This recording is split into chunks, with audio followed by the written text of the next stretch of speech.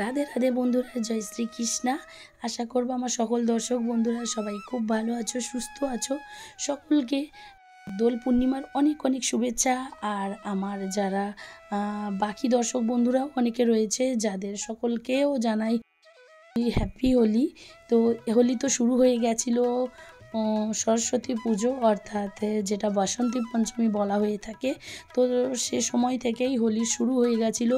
যারা video regular দেখে থাকো তারা নিশ্চয়ই ছোটোখাটো ভিডিওতে দেখেছো রাধা কৃষ্ণ দুই গোপালকে আবির লাগানো, এ ধরনের বা ফুলের হোলি এগুলো তো চলেছে, কিন্তু স্পেশালি দোল পূর্ণিমা এবং হোলি এর এই দিনটার জন্য এই ড্রেসটা বানানো হয়েছিল, সিঙ্গারটা করা হয়েছিল। আর তারই কিছু মুহূর্ত আজকের আমার সকল পরিবারের সদস্যদের সঙ্গে শেয়ার করতে চলেছি।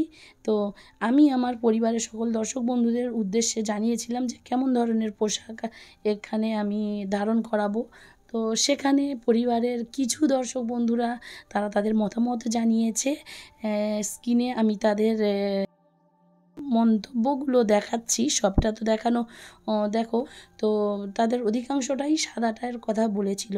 আর আমার কাছে এর কাছে এতটা বেশি সময় ছিল না যে পোশাকের ভিডিও বানিয়ে আমি শেয়ার করতে, তাই ভীষণই অল্প সময়ের মধ্যেই আমি পোশাকটা বানানো শেষ করি, যার জন্য আমি ভিডিও বানাতে পারিনি। আর এছাড়া এই যে এই মুহূর্তে দেখছো যে জকার হারটা পরিয়েছি, এটা কিন্তু হাতে বানানো। তবে এটা কিন্তু আমি হাতে বানিয়েছি কিভাবে তার ভিডিও একটা শেয়ার করেছিলাম।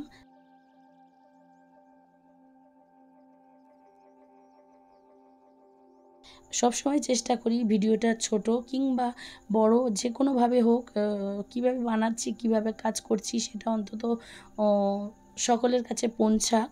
কম বেশি কারোর একটু উপকারে লাগতে পারে।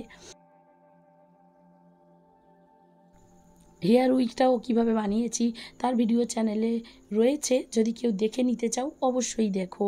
আর জামাটা বানানোর ভিডিওটা শুরু করেছিলাম, কিন্তু জামা বানানোর সময় যখন আমি 3 লেয়ারে কাট করে যখন জামা বানাই, শুরুতে বেশ এগিয়ে যাচ্ছিলাম, কিন্তু শেষের দিকে আমি ভিডিওটা কন্টিনিউ চালিয়ে যেতে পারিনি, যার জন্য আমি ভিডিওটা শেয়ার করতে পারলাম না।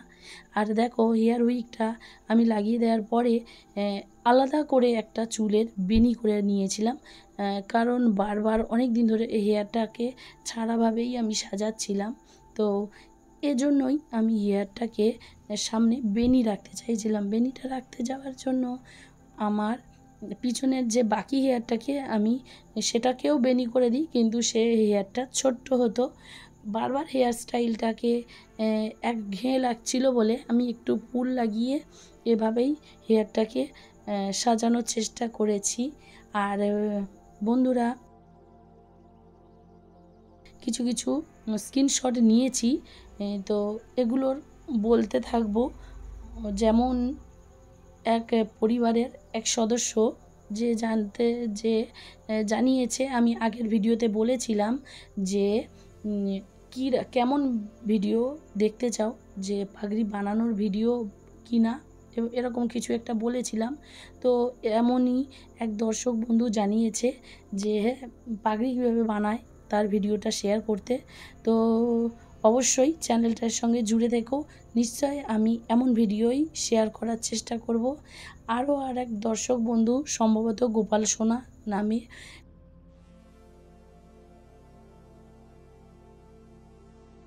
জানিয়েছে যে জুয়েলারিগুলো কিভাবে বানানো হয় তার বড় ভিডিও শেয়ার করতে। তো দেখো সবে মাত্র তো এখন দোল পূর্ণিমার দোল পূর্ণিমার ঝামেলা নিয়েই পড়ে আছি। তো এটা পার হয়ে যাক, অবশ্যই আমি জুয়েলারি বানানোর ভিডিওটা শেয়ার করার চেষ্টা করব। তোমরা কিন্তু অবশ্যই পাশে থেকো।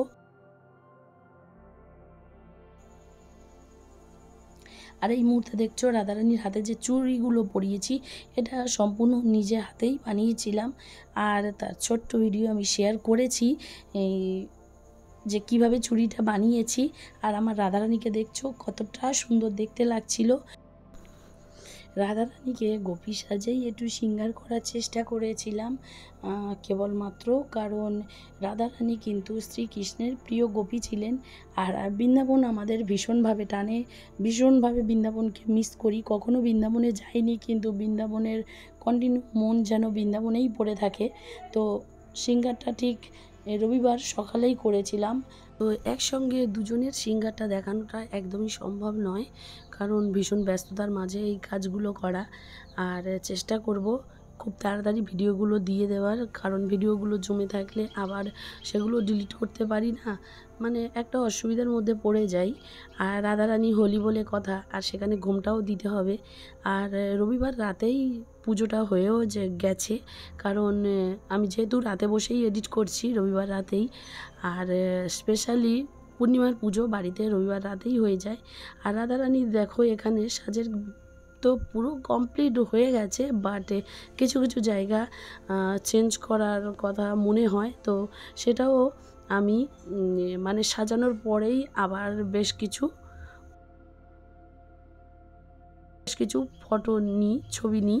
তো সাজানোর সময়ে যতটা নেওয়ার নিয়েছিলাম, বাট সাজানোর পরেও আবার কয়েকটা দৃশ্য নিয়ে রাখি, যেটা হলো নাকের নলক যেটা বানিয়েছি সেটাকে চেঞ্জ করা, আর আরেকটা হলো হাতে বাজুবন্ধ পরানো।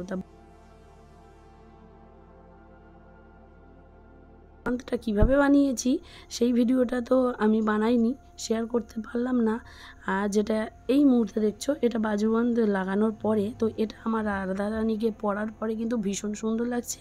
আর নাকের নলক যেটা ছিল সেটাও আমি পরিবর্তন করেছি।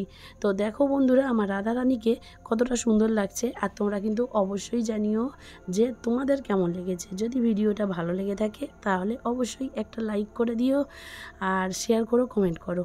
সবাই কিন্তু খুব ভালো থেকো। রাধে রাধে।